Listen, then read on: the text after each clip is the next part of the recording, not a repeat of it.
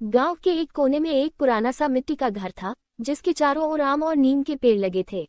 इसी घर में रहती थी दादी शांति देवी, जिनकी उम्र लगभग 75 वर्ष थी। उनके साथ रहता था उनका पोता मोहन, जिसकी उम्र महज 10 साल थी। मोहन के माता पिता शहर में नौकरी करने चले गए थे और मोहन को दादी के पास छोड़ गए थे, ताकि वह गांव के स्कूल में पढ़ाई कर सके और गांव के खुले वातावरण में बड़ा हो सके। शुरुआती दिन। शहर से आया मोहन शुरू में बहुत उदास रहता था। उसे वीडियो गेम, टीवी और दोस्तों की बहुत याद आती थी। लेकिन दादी बहुत समझदार थी। उन्होंने धीरे धीरे मोहन को गांव की सादगी से परिचित कराया। दादी रोज सुबह तड़के उठ जाती, तुलसी को पानी देती, घर आंगन बुहार, फिर मोहन को प्यार से उठाती। बेटा, सूरज निकल आया है, चल मुंह धो ले, फिर हम दोनों मिलकर पराठे बनाएंगे। दादी की मधुर आवाज सुनकर मोहन मुस्कुरा देता। मोहन को खाना बनाना नहीं आता था, लेकिन दादी उसे छोटी छोटी बातें सिखाने लगी, आटा गूंथना, सब्जी छौंकना और पराठा बेलना। धीरे धीरे मोहन को मजा आने लगा। दादी की कहानियां। शाम के समय दादी उसे पुराने जमाने की कहानियां सुनाया करती, कभी शेर और किसान की, कभी राजकुमारी और जादूगर की। मोहन मंत्रमुग्ध होकर सुना करता। दादी के पास अनुभवों का खजाना था और मोहन के पास जिज्ञासा से भरा मन। एक रात मोहन ने पूछा, दादी, आपके जमाने में टीवी नहीं था, फिर आप लोग कैसे टाइम पास करते थे? दादी मुस्कुराई, बिल्कुल सही कहा बेटा, हमारे पास ना टीवी था न मोबाइल, लेकिन हमारे पास रिश्ते थे, मिल बैठकर बातें करना था, गांव की चौपाल, मेलों की रौनक और खेतों में काम करने का मजा था। मोहन ने सिर हिलाया, दादी, अब मैं भी आपके साथ खेत जाया करूंगा। खेत की सैर। अगले दिन दादी मोहन को खेत ले गईं। रास्ते में उन्होंने उससे तरह तरह के पौधे दिखाए, गेहूं, सरसों, बाजरा और धान। मोहन ने पहली बार खेत में उगती फसलें इतनी पास से देखी। उसे बहुत आश्चर्य हुआ जब उसने देखा कि एक छोटा बीज इतनी बड़ी फसल बन सकता है। दादी, ये बीज इतना सारा खाना बन जाता है? उसने हैरानी से पूछा। दादी हंसी, हाँ बेटा, मेहनत और धैर्य से। वहीं से मोहन को खेती से प्यार हो गया।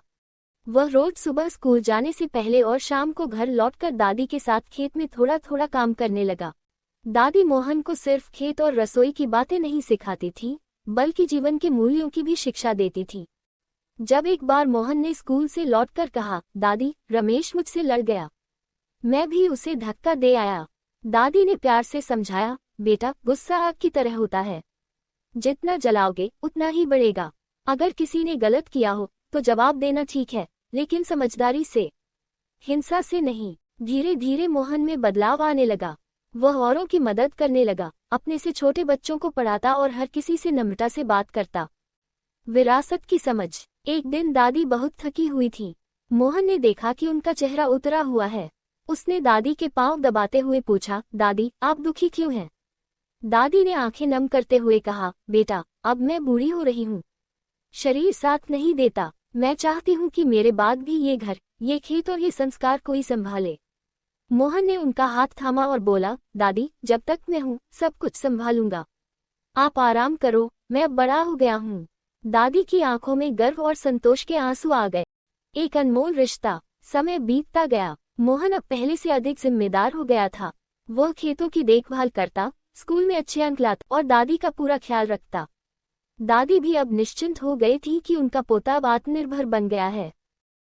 एक दिन गांव के स्कूल में भाषण प्रतियोगिता थी। मोहन ने विषय चुना, मुझे मेरी दादी से क्या मिला।